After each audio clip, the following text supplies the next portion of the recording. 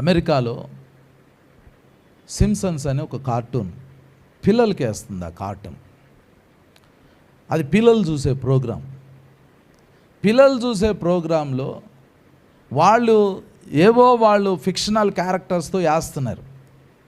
అవి వేస్తూ ఉంటుంటే అవి నిజ జీవితంలో నెరవేరుతున్నాయి. ఒక ఎగ్జాంపుల్ ఏంటంటే, అది ఎప్పుడో ఉంది, మనకు స్మార్ట్ వాచెస్ కనుక్కోవాలి. అప్పటికి కార్టూన్లో చూపించారు స్మార్ట్ వాచెస్ వస్తాయి అని, వచ్చింది. రీసెంట్గా చెప్పాలి అని అంటే అది లాస్ ఏంజల్స్ తగలబడిద్ది అనేది ఎప్పుడో 6-7 సంవత్సరాల క్రితమే అందులో వేశారు, కార్టూన్లో వేశారు. అది ఇప్పుడు నెరవేరింది. వాళ్ళు ఏదైతే చూపిస్తున్నారో ట్రంప్ అనే వ్యక్తి ప్రెసిడెంట్ అవుతాడు అనే విషయం ప్రపంచానికి ఎప్పుడు తెలీదు. అతడు అవుతాడనే విషయం కూడా ట్రంప్కే తెలీదు.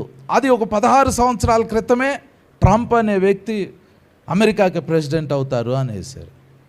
అలా సింప్సన్స్ కార్టూన్లో ఏవో వేస్తున్నారు, అవేవో కార్టూన్లో వస్తున్నాయి అని అనుకుంటున్నారు.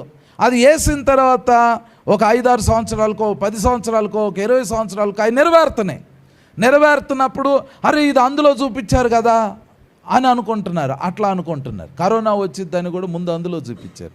మాస్కులు పెట్టుకు తిరుగుతారు, వ్యాక్సిన్లు వేయించుకుంటారు అని చూపించారు. అయితే ఇప్పుడు ఆశ్చర్యమైన విషయం ఏంటంటే అందులో సంఘం ఎత్తబడిద్ది అని చూపించారు. అంటే డ్రైవింగ్ చేసుకుంటూ కొంతమంది వెళ్తూ ఉంటారు, సడన్గా కారులో ఉన్న వాళ్ళ వస్త్రాలు ఉంటాయి కానీ వాళ్ళ బాడీస్ ఉండవు.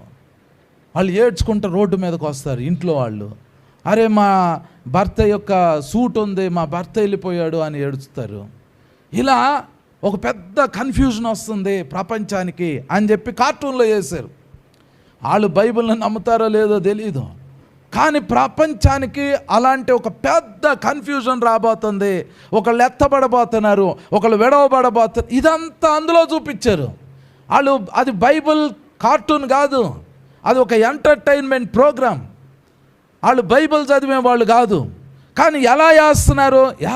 అది ఒక ఆశ్చర్యమైన విషయం ఏంటి అని అంటే అందులో చాలామంది క్రైస్తవులు కూడా విడవబడుతున్నారు.